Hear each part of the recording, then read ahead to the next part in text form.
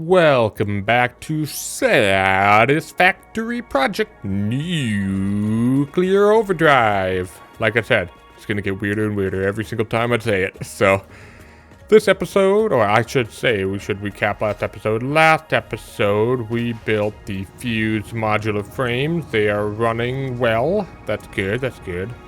Everything's running well. And we got the pressure conversion cubes. Some of them say they are not working, but it's just because they are missing some of the fused modular frames. It's a manifold system. It takes some time. Just give it some time. Just give it some time. We just got to build up some fused modular frames. We're good. We're good. We got time for this. We got time. So the fused modular frames, we're just going to have to wait until they make enough to support that. So it is what it is. But yeah, we're sitting pretty here. This episode is crazy. This episode is actually crazy because we actually get to start building these particle accelerators. We've been doing a lot of simple stuff lately, like blenders and manufacturers, because those are simple, right? No, they're not. No, but these are fun. So we need to make instant plutonium cells. That's an alternate recipe, instant plutonium cells. Sorry, that is bugging me over there. I'm just going to ignore it. So that's going to take that non-fissile uranium that we are building over in our nuclear plant. And it's going to take the aluminum casings that we already have set aside. Those are good to go. These are both basically good to go. And then we'll take those encased plutonium cells and we'll combine them with the pressure conversion cubes that we are also making right now. And that'll make the plutonium fuel rods. And we'll be able to power up the plutonium stage of this power plant, which is awesome. So, I suppose we should start with how much of this do we need? How many of these do we need? Well, that's a great question. So, if I tell you the numbers, you wouldn't believe me. So, instant plutonium. Oh, geez. Instant plutonium. It makes 10 per minute. We need 448. So that means we need 44.8 particle accelerators. And that takes... Oh, geez. Come on, autosave. That's going to take 448 aluminum casings. And if you do the math, 75 times 44.8 is 3360 non-fissile uranium, which is exactly what we are producing. So that number was set by the amount of uranium that we have and the amount of uranium waste we can produce. We can't produce more uranium waste, so that's why that number is set. That's why 44.8 is such an important number. So, we got that step down. Now, how many of these do we need? Well, we already got the number, 44.8. Because these take 10 per minute. So it's a 1-to-1 ratio. And then we're making 44.8 pressure conversion cubes. Well, are we? Yeah, we are actually making 44.8 pressure conversion cubes. We only need half that for this. So we only need 22.4, which is completely fine. In fact, that makes my life easy because I can just take a splitter and split it. And it's exactly in half. I like that. So, with that being said, we will be making a total of 22.4 plutonium fuel rods per minute. Now, I don't know if you know what the rate is in a nuclear power plant. I don't. I think it's like you burn 0.1 per minute or something like that. I think that's what it is. So 22.4 divided by 0.1. I need 224 nuclear power plants. I can cut that in half by double overclocking it.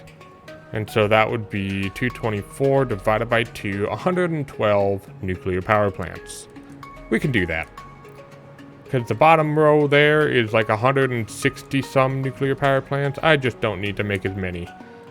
So yeah, that second level there is going to be all plutonium. And then the third level is going to be all fixonium. When we get there. We'll get there eventually. But I suppose where I'm going to build this is we got a nuclear power plant here. That's our nuclear step. That's pretty cool. How do I make a cooler looking building for plutonium? I don't know. I don't have to bring in any trains. I don't have to do anything. I just have a ton of particle accelerators. How do I make particle accelerators look cool? Well, you just show them. You just leave them out in the open. That's how you make those look cool. So, I just need to figure out something to do in this area that'll showcase the particle accelerators. Because that's really what matters here, is we're showcasing them. So, we got this whole middle section here to do plutonium. I don't know what I want to do. I'm going to figure it out. And once I do, I'll be right back with you. Alright, I figured I'd give a little bit of an update before I continued on, but I have been working diligently. I have a bunch of particle accelerators here, and this is kind of what I'm looking at here. So I got 11 in each row, and then I'll just have to overclock one of them to have an additional 80%. No big deal. But this is kind of what my idea was. This is not a large building at all. Like, I mean, if we look at the scale of this, well, I guess it didn't really come in nicely, but yeah, my world's so large now that my map doesn't really load in correctly anymore. But if we can just get it to load in, that'd be nice. And just look at the size of my nuclear. Granted, not every single spot was utilized. We did have trains, and that was part of the problem why this got so large. Whereas this plutonium did not need trains at all. And so the footprint of the plutonium building is much smaller. Much, much smaller. But that's okay, because I am running out of space here, and I still have to bring in like 15 trains. So if I have to utilize some of this area over here, that would be fine with me. But yeah, look at the footprint of this building. It is not nearly as large as the uranium, which is fine. It doesn't really require all that much anyways. Whereas the fixonium, yeah, if I look at fixonium, I mean, the singularity cells require 22 point, I need like 23 manufacturers. I need 23 particle accelerators and 45 quantum encoders. The quantum encoders itself are gonna be insane, but yeah, other than that, like, it's really not that much. So yeah, this is kind of what I've been working on. I'm thinking to fit an elevator in here, I'm probably gonna do a little entryway right up here, so it'll come out to, I'll just put down an example. So we'll have like an entrance here, and then we'll just do like a little entryway right here. So the entrance will actually be down below the train tracks, which is cool. I think that'd be cool. And then I'll just have the foundations join up at an angle. I think that'd be pretty cool. So, yeah, I think that's what I'll probably end up doing here. And there really isn't a whole lot of stuff to show you. It's just to kind of show you the building. Kind of going with this blue and white tone because of the plutonium being a blue color, so I figured that looked pretty cool. And I'm debating building like a half arch that'll go from here down. I think that would be pretty cool, but I don't know how I'm going to be able to do that really nicely. That's just going to have to be something I figure out. I don't even know if I'll be able to come all the way out here. Will I fit this in a blueprint maker? I could actually fit it in a blueprint maker. I could work something out. So, kind of get the idea. If you come inside,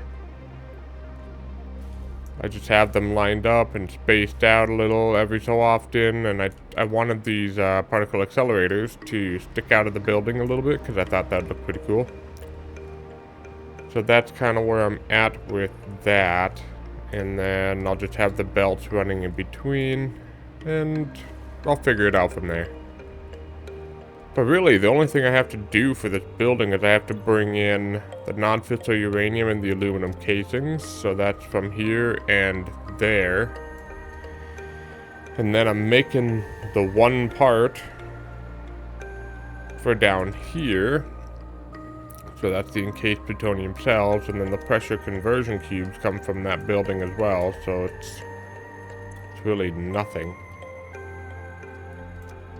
So yeah, I mean, this is a really simple building. It does not take up a lot of space.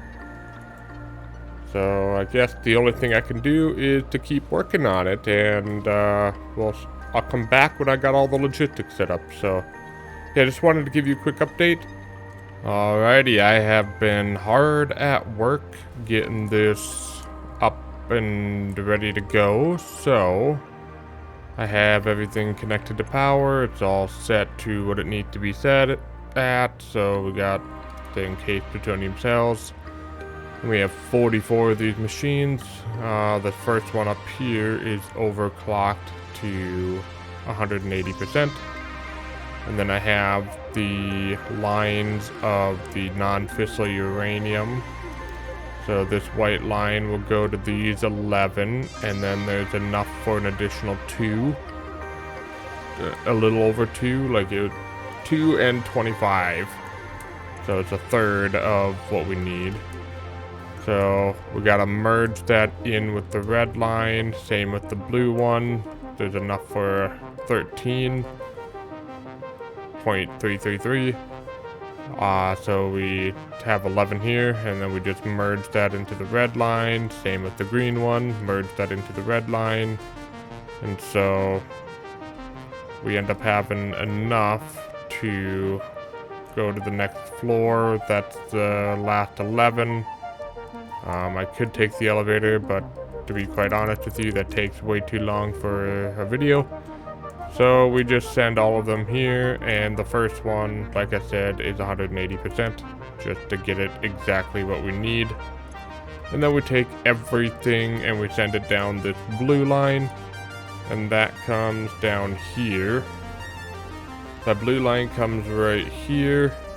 That looks a little bad, so it's gonna look bad regardless, but we can at least make it look somewhat better.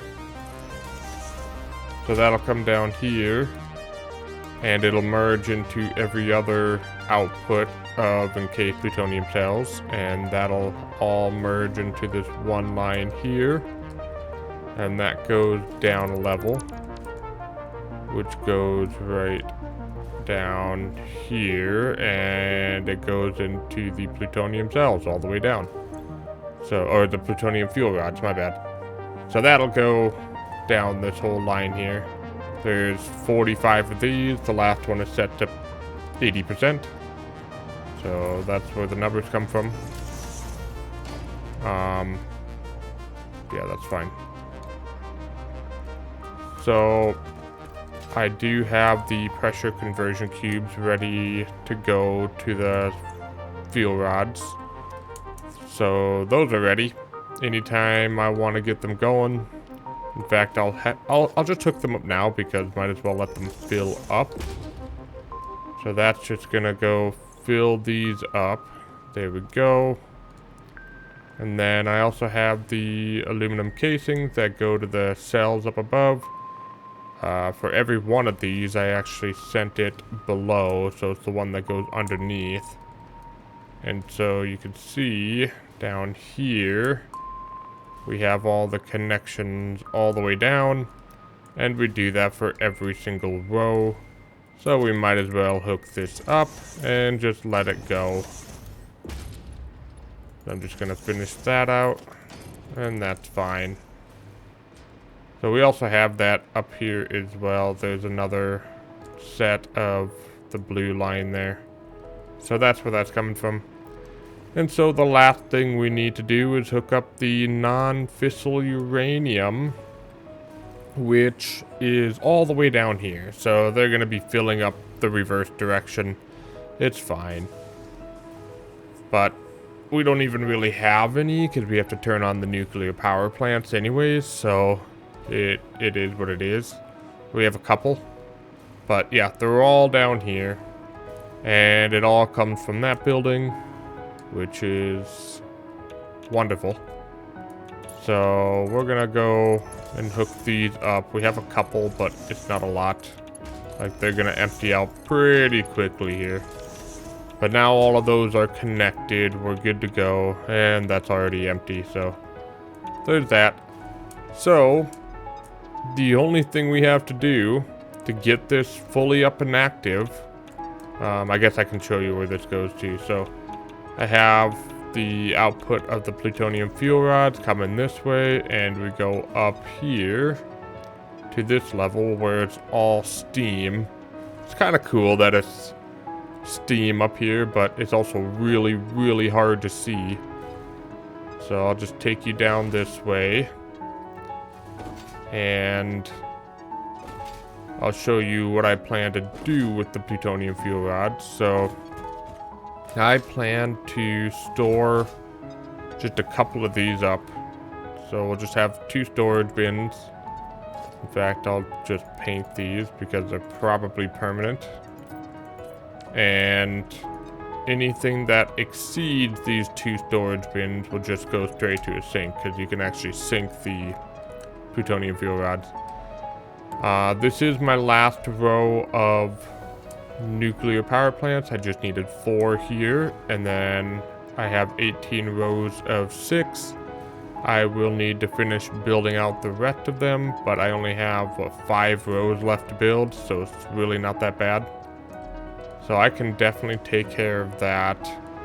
But in the meantime, we need to get uranium waste going. We need to get, well, we can get our power set up too, that'd be nice. But we just need to get this going. So all we have to do is connect every single one of these up, which I will probably cut that out because that's going to be a lot of connecting. And we can let our nuclear power plants run. And we'll actually be generating a ton of power once we get all these connected. I just want to see if it's, yep, it's working. It is working. So yeah, this is nerve-wracking for me, because if something isn't right, this system does not, it'll shut down. But it is a good point to test where we're at with this. So if I do see any problems, it's good to catch it now versus later when I have to actually run the whole entire nuclear power plant. I'd rather catch everything now. So we'll at least know if our uranium step is working and active. And if it's not, we'll have to troubleshoot that. We might need a whole separate episode just for troubleshooting. We'll see. But yeah, I'm just gonna connect all of these nuclear power plants up, and then I'll show you what it looks like when the whole thing's running with all the uranium waste and all that. That'll be really cool. Well, I'm about halfway through. Just take a look at all that uranium waste. Holy moly, that one line. I still got all of that left to go. But that one line is completely full. That's crazy. This is gonna be where we find out if we have any problems, so this will be good. There we go. Everything's hooked up. We're good to go. Look at all that uranium waste. Holy moly. Look at that. That's really cool. Oh, so these 2 belts should have no gaps in them. And it looks like that is the case. That is so cool. That is so cool. All that uranium waste. So if we go up here, we can take a look at our non-fissile uranium and see what's happening there. Just to double check that everything's working. Oh, that goes up here, that's right. So that, oh my goodness, look at how insane that is. That's so cool, man. So it hasn't gotten all the way around yet, but that's completely fine. Yeah, okay, you can kind of see how that's working. Oh, look at that. That's epic. So we should be seeing the non-fissile flying this way. Oh yeah, look at that. Once everything starts catching up, we'll start seeing things moving. But do we have any of these active yet? I hear something. Some of these are active. Yep, there it is.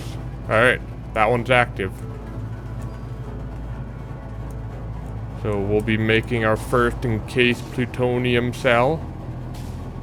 Oh, that takes so many non-fissile uranium. That's insane. No wonder it would take a while. But, yeah. We're at least getting it going.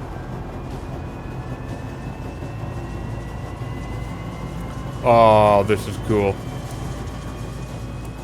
I need to bust out the floor here too, so that I can go downstairs when it gets done.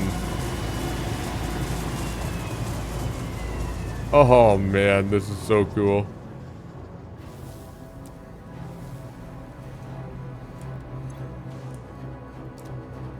Oh. So plutonium. We're gonna be up and running here in about 3 hours. There's the first set of plutonium cells. There we go. Now we check down here. There they are. They are highly radioactive. We are making our first plutonium fuel rod. There we go. That is our first one. Holy moly, that is radioactive. Yeah, I knew plutonium was highly radioactive, but dang. Yeah, we don't want the pressure conversion cubes to stop. They have already filled everything out. So we're probably gonna have to set up a smart splitter to sink the excess. Just because we'll have a backup of fuel, which will back up our oil production facility, then we'll have a problem, and we don't really want to deal with that problem. I just want to watch this first plutonium fuel rod get made. It's going to take a long time for this to get set up. But it's happening. It's happening, finally. That's so cool. Hope there's a second one active. Oh, man. I can't believe we're actually getting plutonium fuel rods already. That's awesome. This just has to build. Oh, this is getting super radioactive. We're only at 60%. It takes 2 minutes to make one. Jeez. Alright, well, I mean, it is what it is. So now that we got the plutonium step, we can actually focus on fixonium. So from episode 19 and on, it's all fixonium stuff, which is going to be crazy. Come on, plutonium fuel rods. Just one of you. I just want to see one get made. Come on. You're almost there. You're almost there. There we go. Our first plutonium fuel rod has been made. Awesome. Alright, we know it works. That's all I wanted to see. We know it works. We know it's good. This is crazy. So we should actually check on our power because we should be generating a ton of power. We shouldn't have a concern on power anymore. So if I look at this, we are generating 768,000 megawatts of power. Holy moly, dude. That's insane. That's insane. But we're not done yet. No, no, no, no, no. We ain't done yet. So, without the rocket fuel power plant, we were producing, what, 144,000? So this is producing 600,000. What we've built so far is producing 600,000 megawatts of power. That is insane. That's insane. So, yeah, I think as long as we keep the fused modular frames running, we shouldn't run into any problems. So I'm going to set up a smart splitter here. Let's set up the sink first so we can line it up nicely. And we'll set up a smart splitter lined up to there. Overflow to the left. And bump it over there. And then we just need to power this bad boy. Alright, so yeah, as long as we get these running, we'll never have a problem. Until the plutonium fuel rod production is fully up and running, that will always back up. But yeah, that is the building. I mean, let me know what you think of the building. This building is pretty cool, if I may say so myself. I like it. I like it a lot. I was very unsure of this building at first, but then as I kept building it, I'm like, wait a minute, this is actually pretty good. I like the particle accelerators sticking out on the sides there. I think that's pretty cool. And just putting this little extra detail in here is really nice. But it is a really small building, so we do have plenty of space for fixonium and anything else that we may need. So, yeah, this is going great. This has no non-fissile. I'm gonna have to double check on that, but yeah. For now, we'll leave it here. I think this is a good place to stop. I'm gonna have to double check on all of my outputs just to make sure nothing is backing up, because if it is, we're in trouble. So, in fact, I can just double check on this belt over here. Our white line is working, but I haven't seen anything from the green line. Let's go double check that real quick, because who knows what's happening there. We'll follow the green line. Oh, geez, I am stuck in a wall. Alright, so that's this one here. Goes all the way around. It could be something as simple as I messed up, you know? It could be something as simple as that.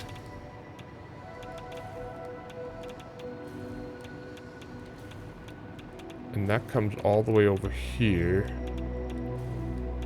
Would you look at that? What happened to you? Good thing I checked on that, huh? Yep, alright. So it was something as simple as I messed up. I don't know what I messed up, but I messed up. Alrighty. Well, that was annoying. That could have been a disaster. That could have been a bad disaster. It kind of is a disaster. Because I need all of it to move. Okay. Well, at least the white line is working. Alright, I think we'll be okay. We'll be okay as soon as this can get moving. But I think we're always going to have kind of a backup here. Which kind of sucks, but... Oh, this doesn't even have uranium waste. We're good, we're good, we're good. That's awesome. I would actually prefer this to not have any... Well, this side does, but that's okay. That's actually emptying out. So this will clear up eventually. I am so glad I checked on this now, because that could have been a major problem. But we're okay. We're good. We just gotta wait for everything to fill up. What's wrong with you? No sulfuric acid. Really? Why? Oh boy. Alrighty, so that's a problem. What's wrong with the sulfuric acid? What's wrong with you? No water. I need more water in the system. Okay.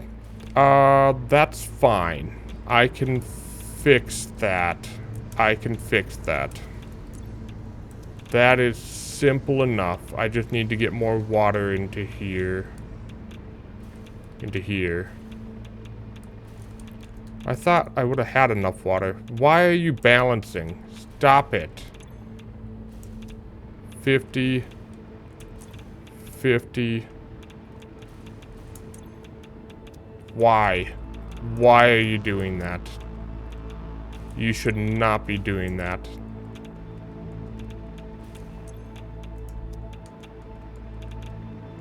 Why are you doing that? You have water.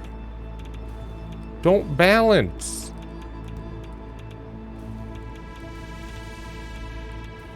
That's really annoying.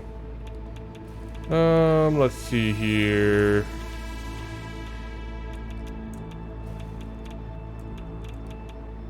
I mean, I guess really the better solution is just to overfill it anyways, so. Yeah, this shouldn't even be... This shouldn't be a problem, but it is for some reason, because it's trying to balance this. This is stupid. Don't balance it. Stop. Yeah, I know that's gonna look bad. It's fine. Where is my power? I'm having problems. No. Really, the power's in my light?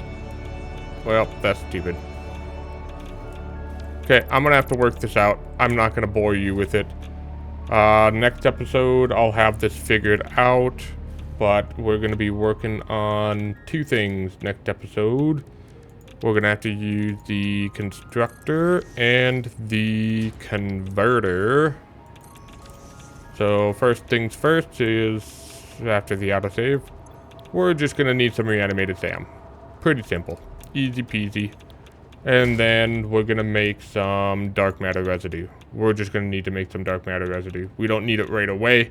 We're just gonna need to make some for eventually. So that's what next episode is. It should be pretty simple, but it's gonna be setting up a lot of trains because we gotta bring in all the SAM that we can get. But alright, I'll see you in the next episode. I am going to fix my sulfuric acid problem down here because they all have the same problem. What a nuisance. I didn't think that was going to be a problem, but yep, here we are. Alright, see you later.